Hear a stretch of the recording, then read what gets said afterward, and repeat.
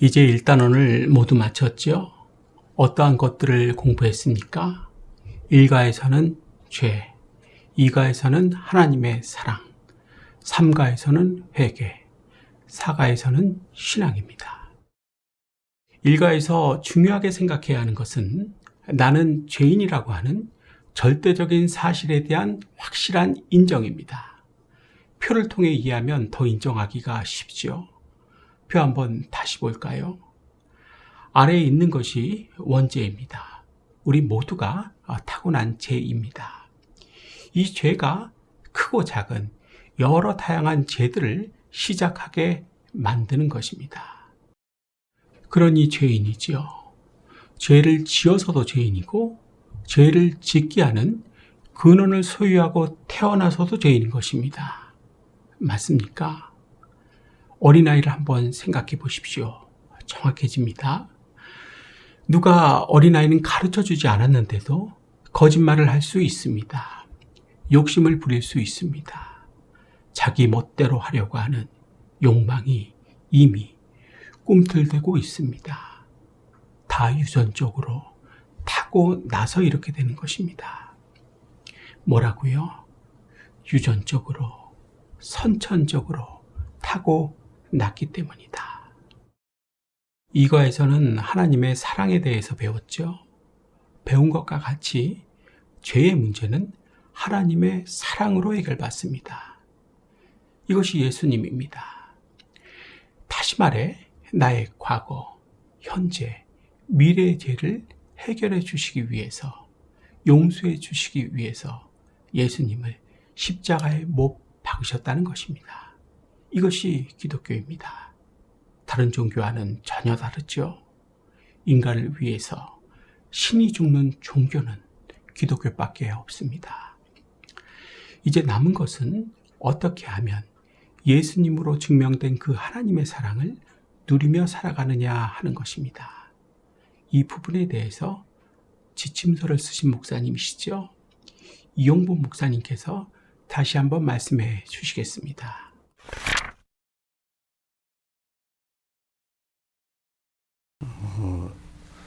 어린아이들 보고 얼마나 크게 사랑하냐 그러면 하늘만큼 땅만큼 그렇게 말을 하는데, 요한복음 3장 16절에서 예수님 친히 말씀하실 때 하나님이 세상을 이처럼 사랑하사 독생자를 주셨으니 저를 믿는 자마다 멸망치 않고 영생을 얻는다.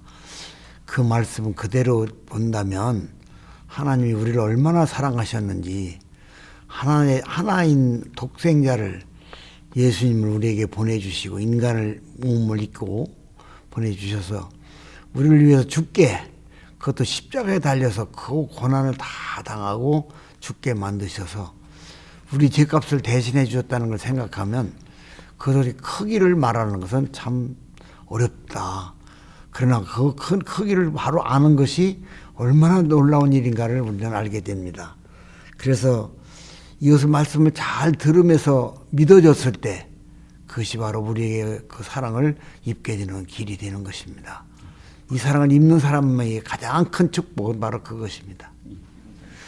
그 이제 아까 이양자 사모도 그런 얘기를 했는데, 그렇게 쉽게 그냥 교회 와서 말씀 듣고 금방 변하는 사람도 있어요. 그냥 그야말로 순간에, 그건 순간의 일이기 때문에, 왜냐하면 성령님이 역사를 해야 되기 때문에, 성령이 아니고는 예수를 누구든지 주라 시인할 수 없다고 그랬으니까 성령님이 내 마음에 확 들어왔을 때, 그때 되면 다른 얘기 하지 않아도 자연히 풀어나가더라고요. 그 순간을 위해서 기도해야지. 그 순간을 달라고. 예수님 사랑 받은 그 사랑을 깨달고 나도 사랑하게 해달라고 기도하면서 그 순간을 맞아야 되는 거예요. 그 순간 한 번만 맞으면 끝나는 거예요. 다들 잘 들으셨죠? 여러분의 평생에 하나님의 사랑이 임하시길 축복하겠습니다. 3가는 회개입니다. 확실하게 해야 하는 것은 밀양이라는 영화에 나오는 유괴범의 회개와 예수님을 만난 삭개오의 회개의 비교입니다. 나는 어떤 회개를 하고 있습니까? 유괴범의 회개입니까? 아니면 사개오의 회개입니까? 생각해 보셔야겠죠. 참된 회개, 진짜 회개란 뉘우친다, 자백한다, 버린다, 갚는다. 이 네 가지 행위가 다 있어야 회개라고 할 수 있는 것입니다. 앞으로는 회개 똑바로 하실 수 있기를 바랍니다. 하나님께서 너무도 간곡하게 원하시는 것입니다. 회개란 내가 지은 그 죄를 용서받는 유일한 길입니다. 하나님께서 나를 도와주시고 기도를 듣게 해주시고 볼 수 있게 해주시는 수단이고 방법입니다. 이사야 59장 1절 2절입니다. 이사야 59장 1절에서 2절. 여호와의 손이 짧아 구원하지 못하심도 아니요 귀가 둔하여 듣지 못하심도 아니라 오직 너희 죄악이 너희와 너희 하나님 사이를 갈라놓았고 너희 죄가 그의 얼굴을 가리어서 너희에게서 듣지 않으시게 함이니라. 내 인생이 지금 이해할 수 없는 상황이라면 나의 죄가 무엇이었는지 생각해 보실 수 있기를 바랍니다. 또 물어보실 수 있기를 바랍니다. 상습적이며 모르고 싶은 죄 알아야 살 수 있습니다. 어떤 죄라고 말씀드렸습니까? 상습적이고 모르고 싶어하는 죄입니다. 이제 마지막 사과입니다. 교재 13페이지에서 강조해드렸던 것과 같이 이 순서가 정말 중요합니다. 순서는 회개, 들음, 믿음 순입니다. 좀 더 자세하게 설명해 드리자면 누구에게 전도를 받으면 복음을 접하게 됩니다. 맞죠? 이때 회개가 있어야 계속해서 복음이 들리고 믿음이 생겨나게 된다는 것입니다. 설교를 듣는데도 정확하게 마찬가지입니다. 회개하는 사람에게 하나님의 말씀은 들리고 믿음도 생겨나게 되는 것입니다.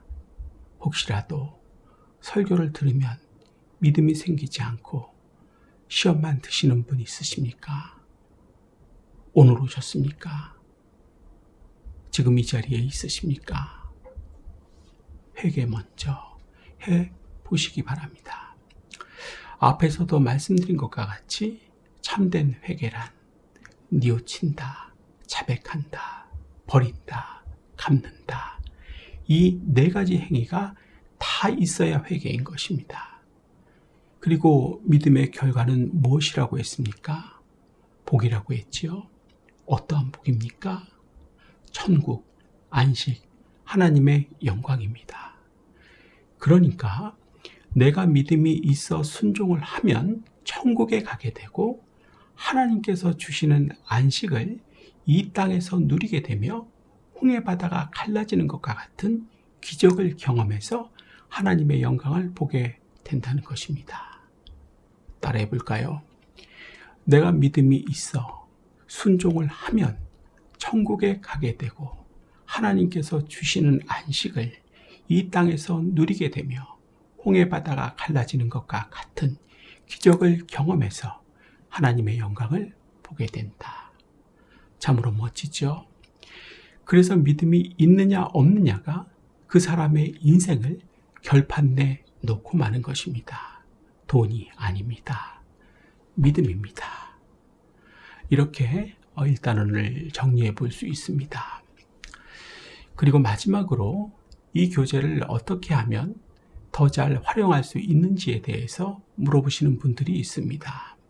특히 사모님들께서 이 교재를 적극적으로 사용하시고 계신 것 같은데요. 같은 사모님 입장에서 사용 꿀팁을 들려주시면 훨씬 더 공감이 되고 실제적인 도움이 될 것 같습니다. 이용보 목사님의 사모님이신데요. 경험자이신 이양자 사모님께 여쭤보겠습니다.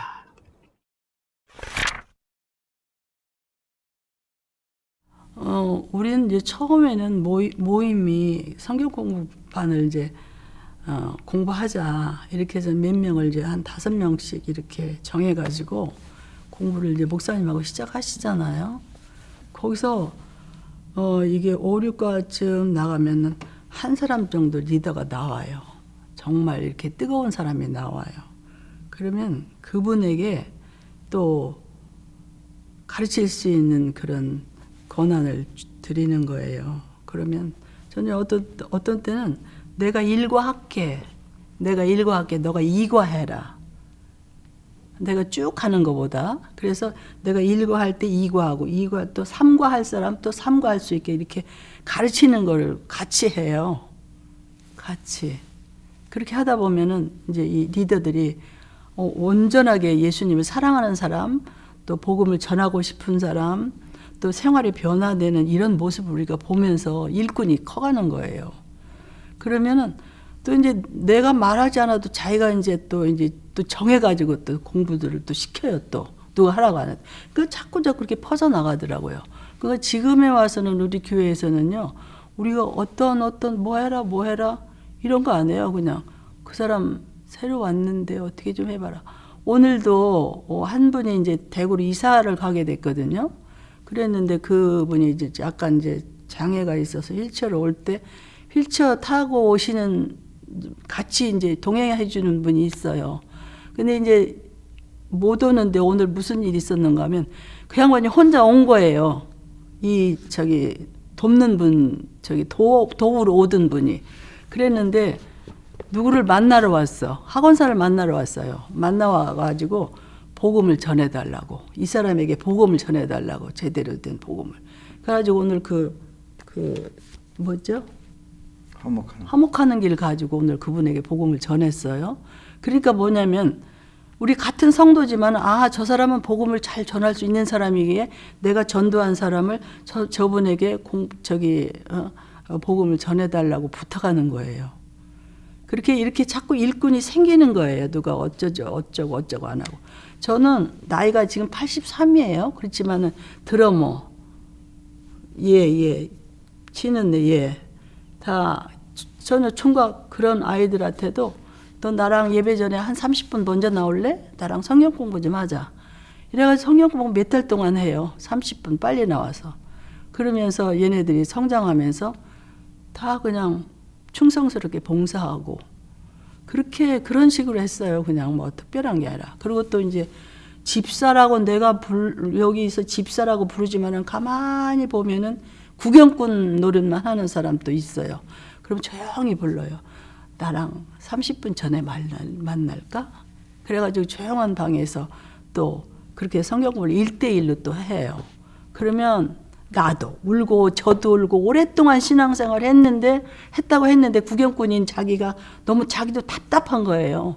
자기도 막 넘치는 기쁨도 생기지도 않고 그냥 누구하고 어울리려면 기분 나쁜 일만 많고 이러니까 그럴 때 한 30분씩 시간을 갖고 짧게 몇 주 동안 공부를 해요. 그러면 수준이 올라와요. 이제 들은 게 많이 있기 때문에 이제 싹이 나는 거죠, 말씀이. 그래서 그런 일을 계속 그냥 살피고 있어요. 그냥 누구하게 할까 이렇게. 그래서 새로운 사람들에게 이제 그 정신을 가지고 있는데 나만 그런 걸 가지고 있는 거 아니라 몇몇 성도들도 그런 리더들이 있어요. 누가 시키지 않아요. 자기들이 알아서. 다 잘 들으셨죠? 우리말에 구슬이 서말이라도 꿰어야 보배라는 말이 있습니다. 무슨 뜻인지 다 아시죠? 각 교회마다 하나님의 은총이 임하시길 기도하겠습니다. 이렇게 1탄원을 모두 마치겠습니다. 잘 들어주셔서 여러분 감사합니다.